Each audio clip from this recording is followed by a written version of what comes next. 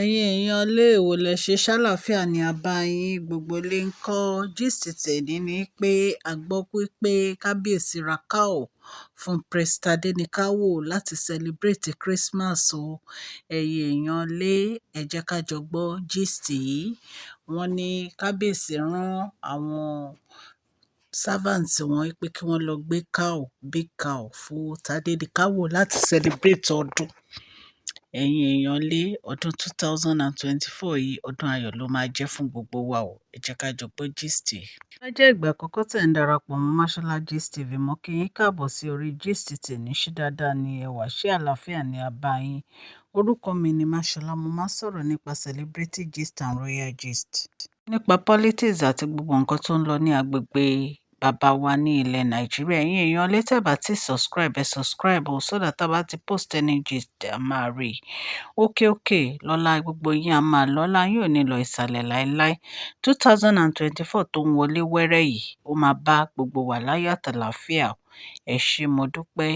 wọ́n ní kábíyèsí fi àgbò ńlá wọ́n fi ránṣẹ́ sí prince Tadenikawo láti ṣe ọdún, èyí tó jẹ́ pé inú màmá queen wa dùn, inú wọn dùn fún nǹkan tí kábíyèsí ṣe yìí. ẹ jẹ́ ká jọ gbọ́ gbogbo gist tẹ̀ni. bí a ṣe gbọ́ o, wọ́n ní màmá queen wa wọ́n ní wọ́n dúpẹ́ lọ́wọ́ kábíyèsí fún gbogbo akitiyan wọn àti ìfẹ́ tí wọ́n fi hàn queen Naomi o. wọ́n dẹ̀ dúpẹ́ lọ́wọ́ wọn fún gbogbo akitiyan wọn tí wọ́n fi hàn Tadenikawo. wọ́n ní ọlọ́run elédùmarè á máa dáàbò bò wọ́n. bí a ṣe gbọ́ wọ́n ní kábíyèsí ń ṣe gudugudu méje yàyà mẹ́fà ní inú Christmas tí a kọjá yìí. wọ́n nítorí pé ọ̀dọ̀ ọmọ wọn àti ìyàwó wọn ni wọ́n ti spend Christmas. wọ́n ní inú kábíyèsí dùn láti wà pẹ̀lú ìyàwó wọn àti Tadenikawo nítorí pé gbogbo 2-3 years ago tí Tadenikawo ti wà níta àti queen Naomi, wọ́n ní kábíyèsí ò spend Christmas pẹ̀lú wọn. wọ́n ní this will be the first Christmas tí wọ́n jọ spend together. wọ́n ní inú kábíyèsí dùn gan láti wà pẹ̀lú Tadenikawo. wọ́n nítorí ẹ̀ ní kábíyèsí fi ní kí wọ́n lọ gbé àgbò ńlá, kí wọ́n lọ gbé fún prince o, wípé kí prince fi ṣọdún. wọ́n ní màmá queen wá dúpẹ́ lọ́wọ́ kábíyèsí o fún nǹkan tí wọ́n ń ṣe fún queen Naomi àti Tadenikawo, prince Tadenikawo. wọ́n ní wọ́n dẹ̀ gbàdúrà wípé kábíyèsí á pẹ́ lórí ìtẹ́ àwọn baba ńlá baba wọn o, wípé ìgbà wọn á tu gbogbo ilé Ifẹ̀ lára o, wípé ní agbára ọlọ́run gbogbo ibi tó ti ń mú owó tó ti ń ná yìí, wọ́n ní ọlọ́run máa bù sí àpò wọn. wọ́n ní wọn ò ní tọrọ jẹ o. wọ́n ní àpò wọn ò ní kan ìsàlẹ̀ àpò. àdúrà tí màmá wa ń gbà fún kábíyèsí nìyẹn o. ẹ̀yin èèyàn lé, ẹ̀yin náà mọ̀ pé kábíyèsí ti gbìyànjú tó. wọ́n try, wọ́n ṣe gudugudu méje yàyà mẹ́fà. gbogbo wa yìí náà là ń rí gbogbo nǹkan tí kábíyèsí ń ṣe. a dẹ̀ ń dúpẹ́ lọ́wọ́ wọn fún akitiyan wọn lórí gbogbo ọdún yìí.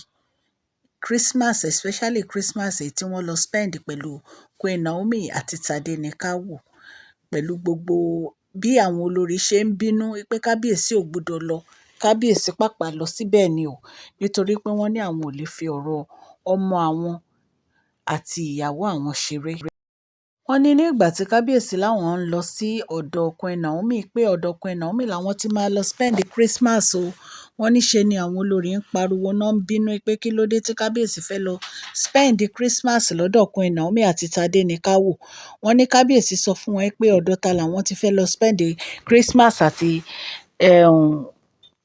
ọdún bí ò ṣe ọ̀dọ̀ ìyàwó àwọn àti ọmọ wọn.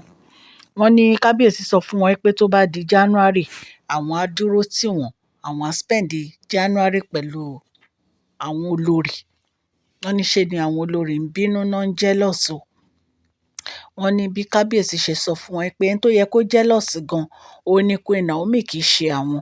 wípé láti ọjọ́ bíi ọdún bíi mẹ́ta ni àwọn ò ti yọjú sí ọmọ àwọn láti spend Christmas pẹ̀lú ọmọ àwọn.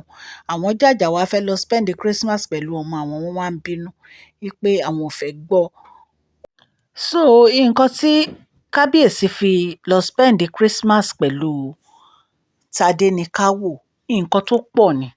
Ìkíní, wọ́n ní láti wà closer pẹ̀lú ọmọ wọn. Ìkejì, láti bí ọdún mẹ́ta sẹ́yìn, Kábíyèsí àti Prince Tadenikawo wọn spend Christmas together. Ìkẹta, ẹ mọ̀ pé Kábíyèsí fẹ́ kí Queen Naomi àti Tadenikawo kan padà wá sínú palace. Nǹkan tí wọ́n dẹ̀ ní ìdí nísìn, ó ní closeness láàrin àwọn àti Prince Tadenikawo àti Queen Naomi. Ní ìsìn, gbogbo nǹkan ti ń lọ bó ṣe yẹ kó lọ. Kábíyèsí ò fẹ́ nǹkan tó yẹ pé ó tún máa fa wàhálà láàrin àwọn àti Queen Naomi. So gbogbo nǹkan tí Kábíyèsí ń ṣe ní ìsìn, bí Queen Naomi àti wọn bí wọ́n ṣe máa jọ wà nínú palace rẹ̀. Mọ̀ pé aṣọ gist kan gbà kan pé Tadenikawo gan kò fẹ́ mọ ojú Kábíyèsí mọ́ nítorí pé ìgbà yẹn tí Kábíyèsí àti Queen Naomi ń jà, Queen Naomi ò jẹ́ kí wọ́n rí Tadenikawo. Wọ́n ń try láti keep away from Kabiyesi. Ṣùgbọ́n ní ìsìn, tí Tadenikawo tó ti ń dìmọ̀ Kabiyesi, tó bá ti rí Kabiyesi tó ń bọ̀ báyìí, ó máa fò mọ́ Kabiyesi ni. Kabiyesi á wá jẹ́ kí nǹkan kan kó wá divert love àwọn padà láàrin ọmọ àwọn. Wọ́n ní ìsìn o, wọ́n ní bí closeness yẹn ṣe wà ní ìsìn, pé ká máa dúpẹ́ lọ́wọ́ Ọlọ́run ni. Pé tí Tadenikawo bá ti rí Kábíyèsí báyìí, ó máa ń fò mọ́ Kábíyèsí ni. Ẹ mọ gist tá a ṣe ń gbà tí Queen Naomi dé láti Singapore, tí Kábíyèsí lọ welcome wọn ní Tadenikawo fò mọ́ Kábíyèsí ni. So ìdùnnú wa nìyẹn pé nǹkan ti ń padà bọ̀ sípò.